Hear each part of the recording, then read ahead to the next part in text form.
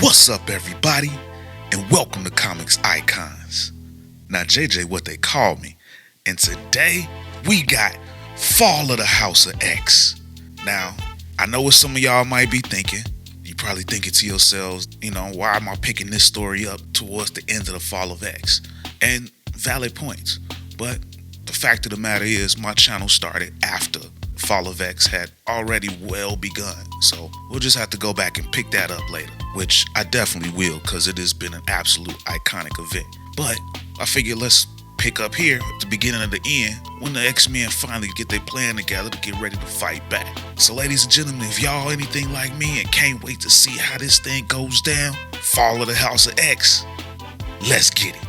So issue number 1 of this series is about the trial of Cyclops. It starts off with Cyclops and he's having a dream as he says to himself, I have this reoccurring dream, and I know it's just a dream, but it feels real.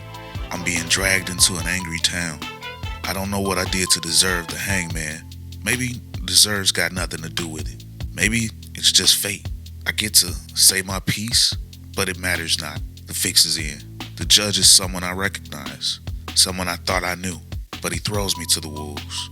Guilty on all these counts. My oh my, look at them all. Justice will be swift. I should be scared, but I'm not. I'm an innocent man. The world drops out from under my feet, but I do not fall. Then I wake up, but I'm not doing much more than in my dreams. I was thousands of miles away from the Hellfire Gala when I felt Jean die. But I felt Jean die before, and death doesn't suit her. And then we get a simply iconic shot with him walking towards his trial. Orchis has me right where they want me, on trial, and all of Mutant are my co-defendants. I'm playing along, buying the resistance time to strike back. What makes the Orchis threat so insidious is the way they made everyone cheer at our suffering. Humans like their symbolism. This is Paris, where they tried Magneto. This time, the trial will go their way, but the war will not. Then we get a shot of Wolverine and Cyclops. Then, the Krakoan Age was remarkable for the advancement of mutant technology. By combining their powers into the circuits, the mutants formed a nation that was carbon negative and spanned several worlds. There's a consensus among historians that the primordial circuit in mutant technology was the fastball special, the name of the physical attack where Colossus pitched Wolverine with uncanny accuracy at a target. And we see that classic move by Colossus and Wolverine. Then we get right now, at the same time of Cyclops' trial, Colossus and Wolverine are attempting a rescue. In the dark days following the third Hellfire Gala, Colossus and Logan were infiltrating the sewers under the Paris courthouse, and their dark moods led them to invert the fastball special. Though they were having a difficult time coming up with a name for it, as now they're coming up with a remake on that classic move of theirs. How about the Piñata Special? We see Colossus throws one of the agents right into the claws of Wolverine, and Wolverine slices into him. Cause hey, after Fall of X, they not holding back now. Everybody is fair game. They don't have a problem with killing anymore. So Wolverine's like, awful. That's a terrible name, Pete. I thought you Russians were poets. I'm not feeling very poetic, Tovarich. I reckon not. Let's go liberate Cyclops. What if we call to move the Screwball Special? Why? Because they were screwed. Ah! We now get a glimpse of Cyclops back in his interview room. Cyclops, someone's come to see you. Then he asks, is it a tall, smart, funny redhead with sharp objects floating around her? No, Dr. Alia Gregor and Karima Shapinder.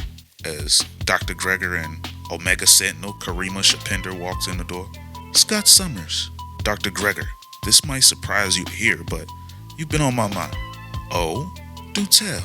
Have you been replaying making me a widow over and over?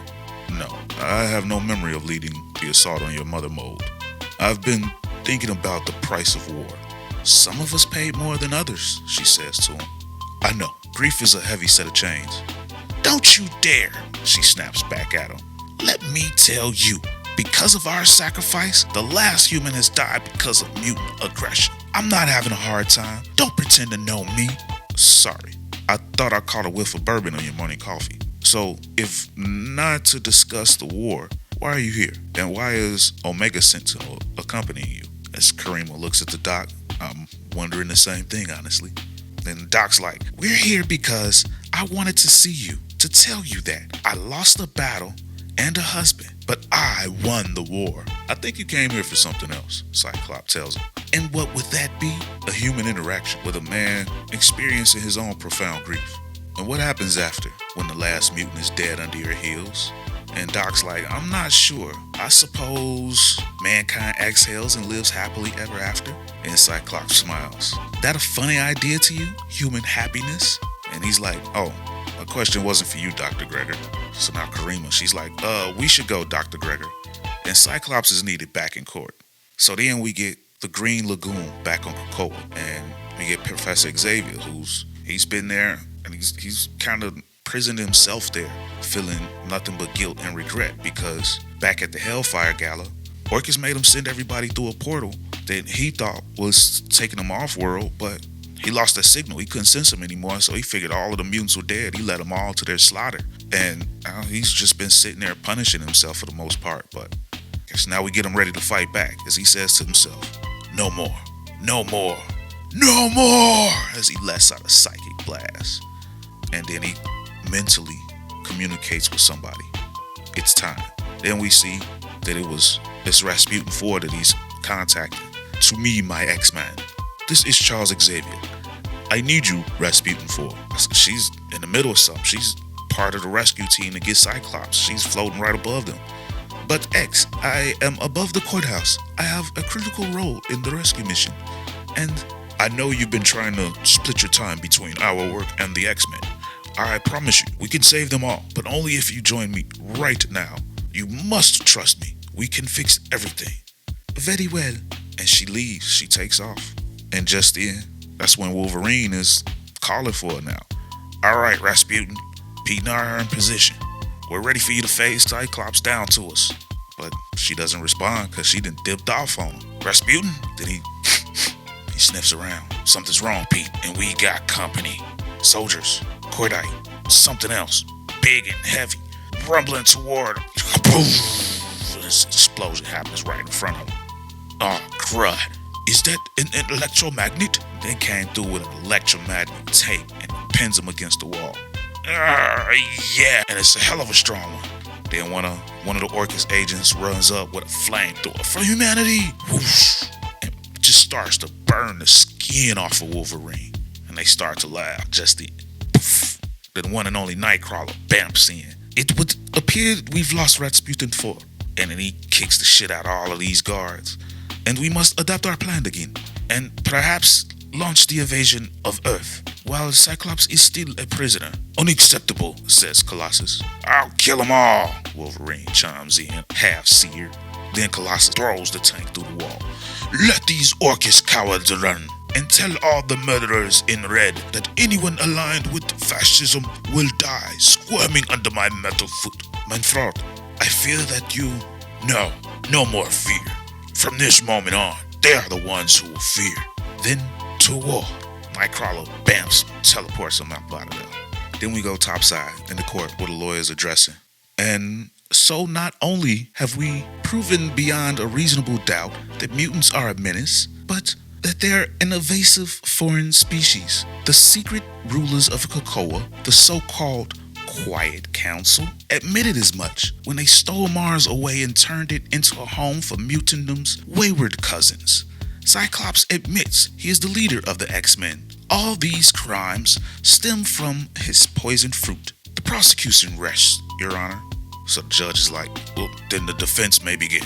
And Cyclops stands. I will offer no defense, Your Honor. I am not dignifying any of that nonsense with a response. I know there is good in humanity, but I am not being prosecuted by it. I've warned you that if you follow through with this non-tactic, you will surely be found guilty in this capital case. I can only be judged by one soul, and I do not think you like to meet her, says Cyclops. Then we go, we see Karima Shapinder, Fei Long, MODOK, Dr. Gregor, and of course, Dr. Stasis, celebrating their victory. A little bit early, mind you, but They're enjoying themselves. They popping some bottles and they sipping. As we see, this is the Bloom, the Orchid space station. And Dr. Stasis is like, huzzah! We got what we wanted. Krakoa is guilty and the mutants are guilty. We won. After the court case, the history books won't be a problem anymore. Ben Urich can write whatever drivel he wants. But meanwhile, Karima, she's not so convinced just yet. She's talking to Nimrod as Dr. Gregor overhears her. Why wait to celebrate? Nimrod, go kill Krakoa. My pleasure, Omega Sentinel. Then he teleports away. Then we can celebrate on Sentinel City. Dr. Gregor, she catches that.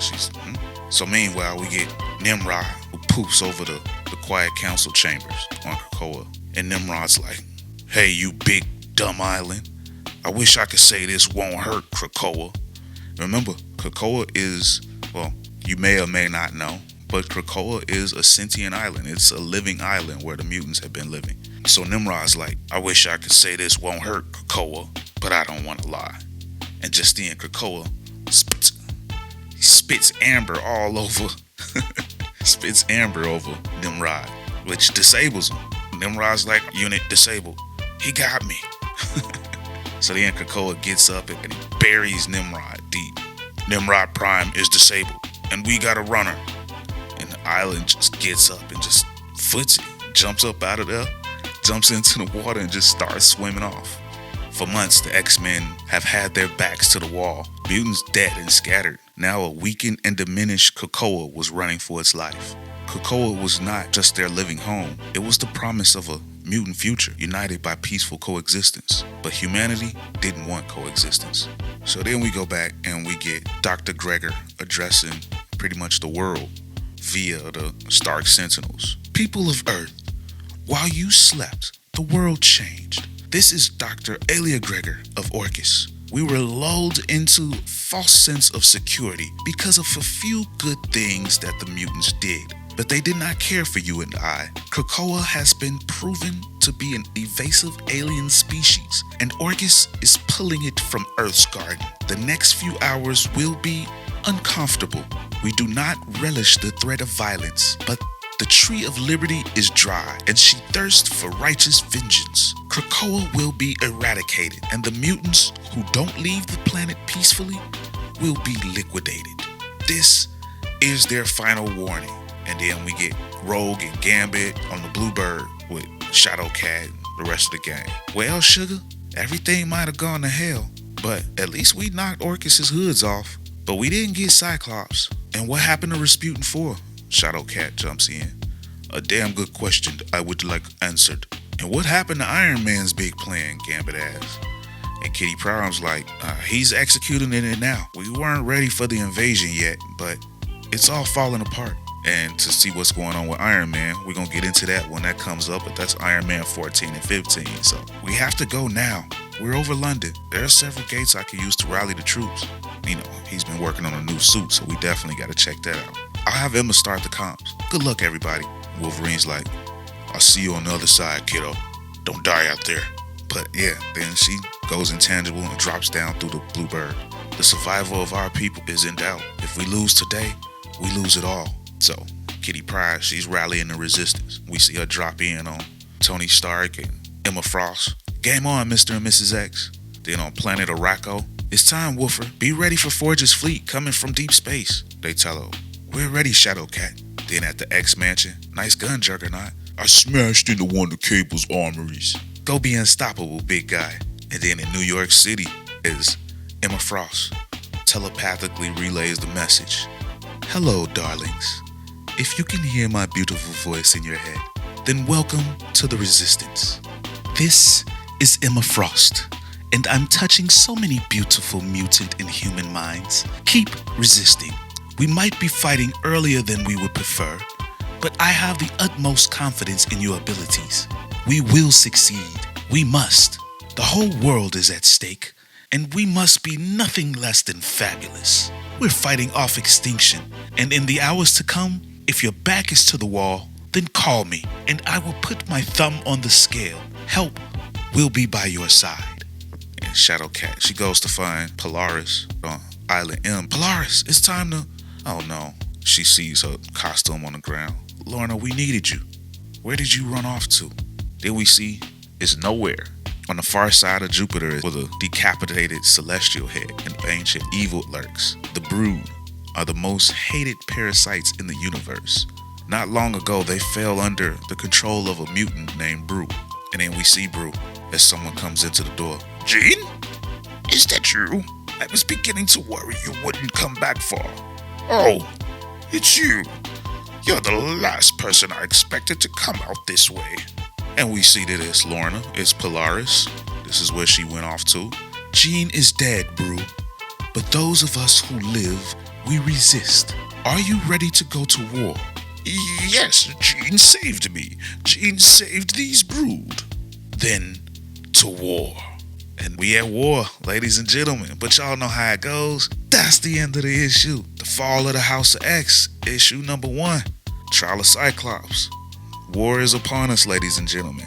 It's about to go down. Definitely can't wait to the next issue. Definitely can't wait to Rise of the Powers of 10. We're going to jump on that too. And we're going to follow this thing throughout and see how it ends and re-begins or whatever else is going to happen with these X-Men. But, you know, stick with the icons. Stick with Comics Icons, ladies and gentlemen. We definitely going to follow it. So, yeah, get down in those comments and tell me what you thought going through and what you've been thinking about this whole Fall of X if you've been following it along. And if you kind of new to what's going on with the Fall of X, since I haven't been following it in its entirety, you can check out some of the guys that I check out. Comics Breakdown and Comics Explain. And I'll leave links for them in the description. And if you go over by their way, let them know that I sent you. But ladies and gentlemen, man, if you like the way it's going down, help a brother out. Drop a like, share, and subscribe to this thing, man. And don't forget to turn on notifications for more icons in the world of comics. But ladies and gentlemen, I'm out.